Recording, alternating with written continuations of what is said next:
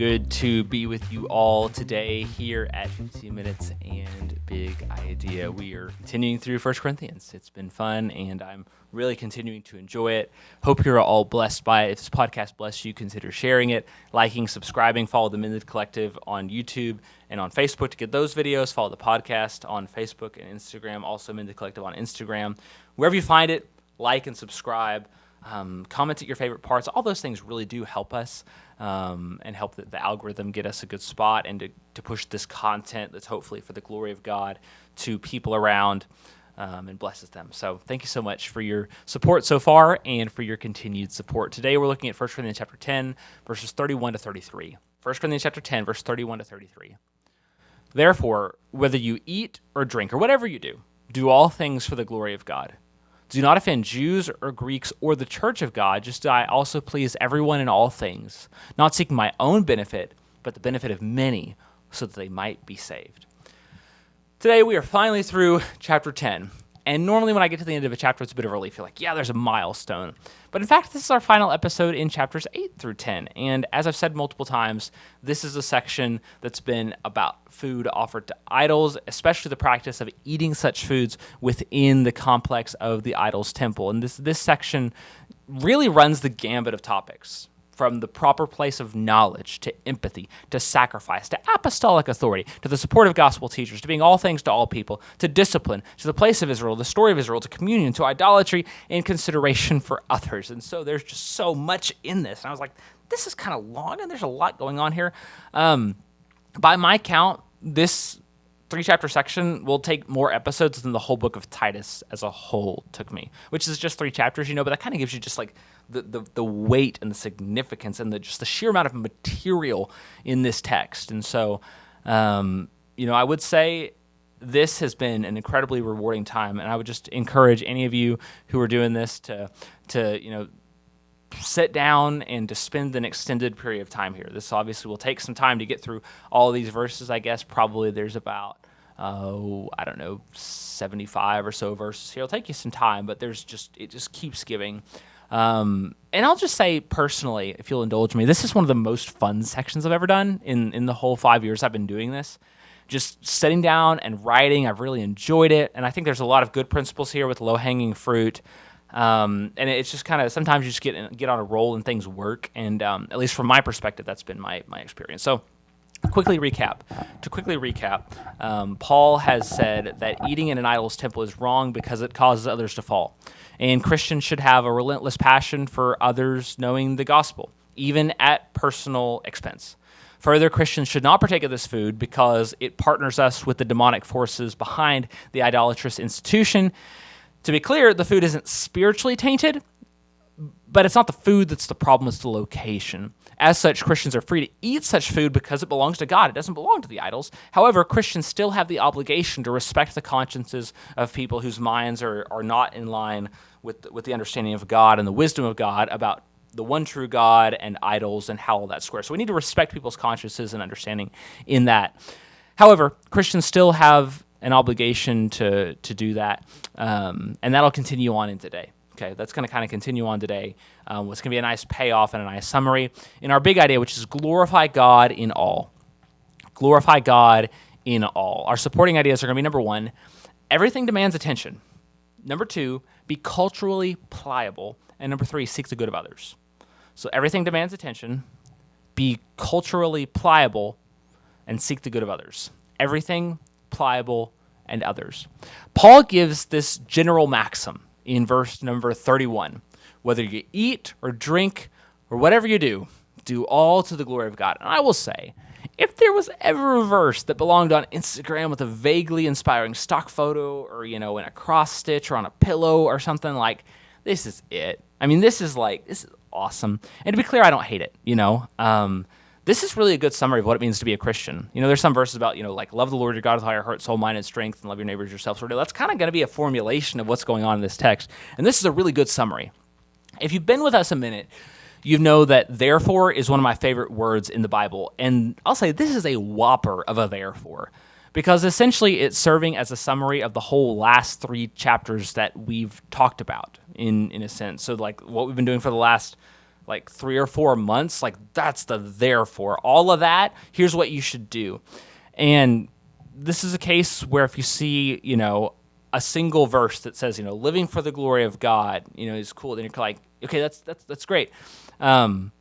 And I guess eating and drinking, are kind of cool too, but it seems like random. You just kind of see it out of context, like what's up with the eating and drinking? But the context here makes a completely obvious logical connection that whatever we do, including eating and drinking, which is the whole, context of this passage with the eating and drinking in the idols' temples or not, you can see that God demands our eating and drinking to be for his glory. To be for his glory. Every single action we take must contribute to the impression that God is the most important thing in all of the cosmos. From this discussion, it's clear that even the food that we eat and the drink that we drink can contribute to people's impression of God. It can contribute to their impression of God. And so we need to be clear and make sure that we support that impression.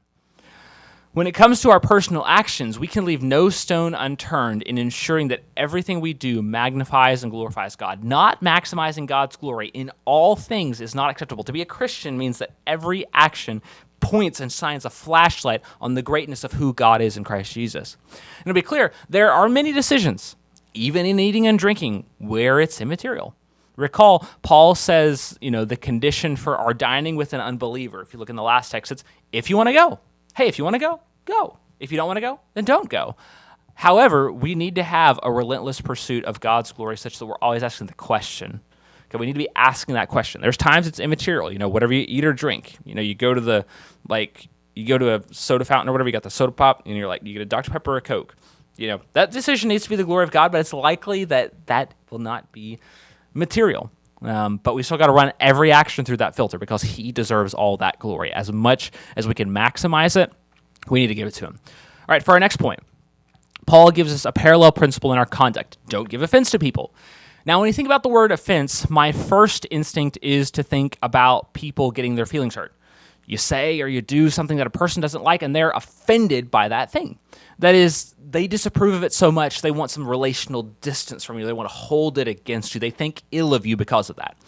As we mentioned before, this is not precisely what Paul means with this phrase or with this word offense. Rather, he's thinking of something that hinders someone from coming to Christ. You go back to our stumbling block discussion in chapter 8, and that's where he's at here. I think that's what he means with this word offense. Those words are connected. They're roughly synonyms. Now, clearly, an inconsiderate, poorly spoken word can have an effect on someone's journey. We can say things that damage that. But there are times that a person knowing Christ requires them to hear truths that confront and conflict with their worldview. Paul talks about the offense of the cross extensively in chapters 1 and 2, that the Jews think it's weakness and the Gentiles think it's foolishness. I believe that's the right order there. Regardless, they despise it. They don't like it. And so they can't have it.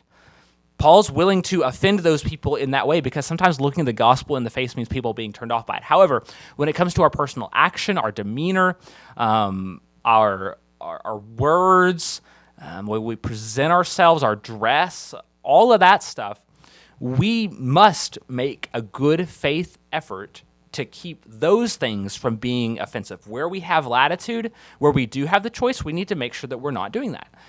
There's some people you can't make happy. And when Jesus walked the earth, he didn't please those people. He was unpleasing to them. We're not trying to make that the case. We're not trying to please everybody.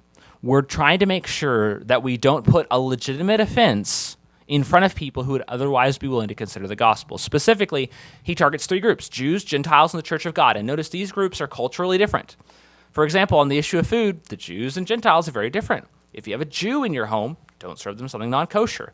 Whereas if you have a Gentile in your home, you might serve something that they're used to eating, which in fact might be non-kosher. And we'll unpack that more in our final point, because as we look back on this, we need to notice that the primary purpose of what we do is for the glory of God, and then we temper those actions with what will keep others from offense or please them. And we might look at that and we might say, that's such hard work. But notice Paul calls them into this as following his example. He's saying, I also please everyone in all things. He does the best he can to make sure everyone's happy. Now, Paul obviously upset people, but he's doing his best to be pleasing to them so that the gospel can be preached to those who are indeed willing. Recall back in chapter 9, Paul's passionate pursuit of excellence and discipline in what he does, being all things to all people in any situation so that he can save some. His obsession is not what makes me happy, what makes me gratified, but the gratification of other people. Why? So they can be saved. Being a follower of Christ means we renounce satisfaction personally as the ultimate good. Coming to Jesus means a surrender of desires to his purposes, and those purposes are the glory of God and the salvation of people. If something fits into those things, we may certainly do as we please. There's room for latitude. There's room for discussion. There's room for different decisions within that. There's still plenty of options, and once we've got through those filters, we can please ourselves, but we must seek those things first and not put ourselves above God or others knowing Christ. And I want to notice the goal here as we kind of think about this. And we've mentioned this, but I want to say it again. The goal and the aim of these actions is so that people would be saved. It's not about being liked. It's not about being admired. It's not about being winsome or personable for its own sake. But it's about building the relational capital that you can cash in when it comes time to tell them about Christ. None of those things are wrong. Being admired, that's not inherently wrong. Seeking to be likable or personable, and those things, they can have utility. They can have utility in people being saved, but it must never come in front of that. We can't have those things for its own sake, because sometimes we can support those things and not say the things that will actually lead people to salvation in order to maintain a good image. And that's wrong. That's wrong. That's not what Paul is calling us to do, and certainly not Christ. Further, I want to say that this isn't about being a people pleaser or a chameleon. You know, we need to be thoughtful of other people and respectful of other people, but we can't be disingenuous in our actions, and we can't try to be one person one place and another person another place. Rather, it's about genuine care and love for people. It's about being a person at all times that's passionate about the salvation of others, and that's always the same. There might be different ways we accommodate people and interface with them, but at the root of everything we do is this overflow of love. The thing that's got to be consistent throughout. We modify, we're the same person. We're a loving person that cares about the glory of God and cares about their soul out of just genuine love for them to know Christ.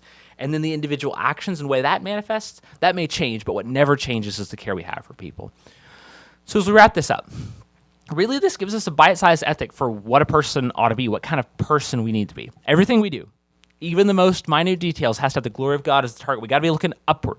We must never do anything that takes away from demonstrating that God is the most significant thing in the entire universe and beyond. However, it doesn't stop there. We need to live in a way that accords with the world around us. We need to live in harmony with people in our immediate vicinity. We need to work as much as lies within us to work with the grain of society rather than against it, because we love people. We have a desire to be them saved. It's not just about being liked. It's not about getting along necessarily, but it's a desire to see them saved. And that said, as we balance these two things, we need to remember what takes priority, where Paul began with the glory of God. And we must seek to serve people in honoring their sensibilities, but always honoring God first. The love of neighbor is regulated and determined not by what we like or what they might like, but the most loving thing is to share with them what God has said. So as we finish this up and ask some questions here, are you passionate? Are you obsessed with the glory of God? Does highlighting the transcendence of God over all things govern your every action? Do you want it so bad you can taste it? Does every decision go through that filter? Do you have a passion for making sure that nothing distracts from God's greatness and the greatness in the name of Christ, from God's esteem? Are you trying to lift God high in truth and righteousness in front of the eyes of the people around you? Do you live in peace and harmony with people? Do you ever intentionally try to offend people? Do you love people? Do you want to see them saved? Do you ever compromise the good of others for your own personal achievement, advancement, comfort, satisfaction? Do you ever compromise the glory of God in order to be liked? Are you all about making sure that people are connected to Christ to the best of your abilities by shining the glory of Christ and sharing Him so that they might be saved? Thanks so much for joining us today here at 15 Minutes and a Big Idea. Today's big idea: glorify God in all.